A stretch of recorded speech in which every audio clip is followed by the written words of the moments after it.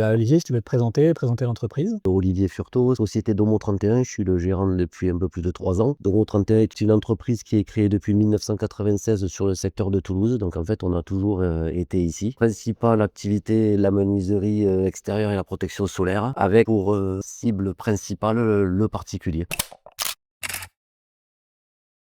Alors chez Domo 31 jusqu'à 2023, c'était du porte-à-porte, ils faisaient les marchés. Puis les 3 dernières années, vu qu'il n'y avait de commercial sur le secteur, c'était que du bouche à oreille. Après 30 ans d'activité, on a un potentiel qui représente 5000 clients. Ça, c'était jusqu'à ce qu'on arrive. 2023, on intègre avec mon associé Benoît et on reprend 100% des parts de Domo 31. Et là, par contre, on essaie de changer un petit peu notre fusil d'épaule. On a décidé de faire de la communication. Donc, on a fait le salon de l'habitat qui se déroule en octobre au MIT. Potentiellement, c'est bien pour la notoriété, mais en termes de rendez-vous clients, c'est pas forcément les plus qualifiés. C'est un budget et c'est du temps. On s'est appliqué quand même à continuer le porte-à-porte et travailler le fichier client, mais c'est vite rendu compte, la limite de ce système, c'est qu'on n'arrivait pas à avoir un flux de leads entrants permanent et régulier. Donc après, on a quand même créé une page Instagram, une page Facebook et un site internet. Mais là encore, on n'avait pas de flux régulier, donc on n'avait pas de visibilité. Nous, notre objectif avec Benoît, c'était d'abord des commerciaux. Là, aujourd'hui, on a un apporteur d'affaires et un commercial. On voulait leur apporter du lead pour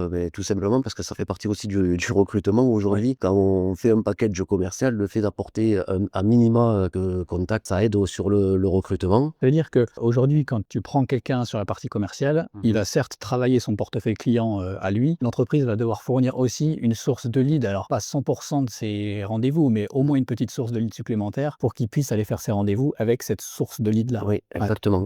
En fait, sur les phases de recrutement, on se rend compte, et ça fait partie des questions des candidats. En fait, D'accord. hein. Ah oui, Est-ce qu'il y a des leads qui sont fournis? Et jusqu'à maintenant, alors on disait oui, mais de suite, la deuxième question, c'est combien? Ouais. On donnait une fourchette, mais sans être forcément sûr. On se rendait vite compte qu'on n'arrivait pas à avoir ce flux continu. Du coup, ça nous a poussé à acheter du lead sur des fermes à lead à un certain prix. Mais là encore, le lead n'était pas qualifié. On se retrouvait, le lead était revendu peut-être 3, 4, 5 fois. Et en plus, on faisait à chaque fois de l'appel à froid. Parce que les personnes, à l'époque, faisaient une demande sur un comparateur, mais à aucun moment, ils attendaient un coup de téléphone de Domo 31. Ouais, et ça, c'est un vrai problème parce que du coup, la plupart des leads qui sont générés sur ces canaux-là, c'est des plateformes de mise en relation où la promesse, elle est simple, c'est votre artisan au meilleur prix ou le moins cher, etc. Et à aucun moment, tu vas intégrer le nom de ta marque, peut-être tes éléments différenciants comme tes qualifications, le fait que l'entreprise soit depuis 30 ans, etc. Tout à fait. Donc en fait, quand tu rappelles la personne, tu es une entreprise parmi les 5 autres qui ont déjà appelé avant Oui. et il te reste que le prix. Même la technique, ils avaient eu 3, 4 devis. Et encore, quand on pouvait avoir le R1, parce qu'on avait un taux de R1 qui était pas bon, parce que le lead était revendu à 4, 5 entreprises. Les 3 premiers prenaient le rendez-vous, sinon on appelait après. Ils nous recevaient même pas. C'était une expérience et qu'on n'a pas renouvelé. On l'a fait sur 3, 4 mois. J'ai vu une pub Facebook sur Digital BTP. On a fait 2 autres comparatifs en termes de services, de réactivité, d'accompagnement. 25 ans que je suis dans le bâtiment. Il y avait Digital BTP, entreprise vraiment spécialisée sur les contraintes et le marché du bâtiment. Ça m'a un petit peu plus parlé dans les offres et dans le rendu. Voilà, c'est ce qui nous a poussé à sélectionner Victor et Digital BTP. Non, en fait, on a eu le premier contact. Donc, il y a eu la prise d'information sur la société, comment on fonctionnait, le nombre de personnes. Je pense que tu voulais calibrer le nombre de leads qu'on pouvait encaisser, parce que ça aussi, c'était pas la peine d'avoir 80 leads si on ne pouvait pas les traiter. Rapidement, on est arrivé sur les contraintes et la mise en place et la configuration des premières campagnes, parce que je pense que ça s'est passé en même pas une dizaine de jours. Et en fait, j'avais une contrainte, je voulais que les premières partent avant le 1er janvier.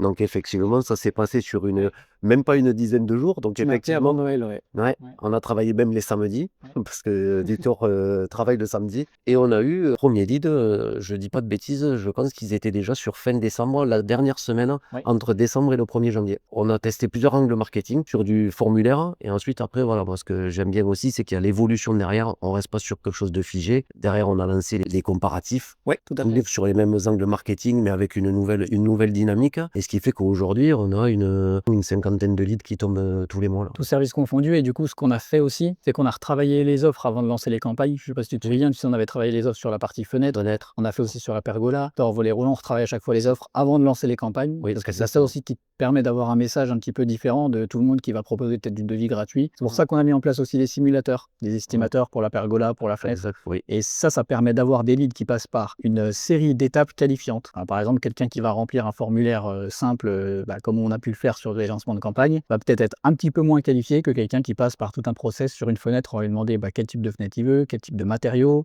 l'échéance aussi du projet qui te permet d'avoir un prospect qui est passé par une série d'étapes et qui a un vrai projet et qui est intéressé par ce que toi tu proposes, par les valeurs que vont véhiculer l'entreprise et l'image finalement de la boîte. Je vais te faire plaisir, mais je t'ai déjà envoyé deux entreprises. J'ai répondu à une entreprise justement qui a hésité. Je lui ai expliqué le process, la disponibilité et derrière le résultat. Et voilà, pour après, moi, quand je leur ai dit, j'ai dit après, vous êtes libre d'aller où vous voulez, mais je pense que Digital BTP, c'est la bonne solution.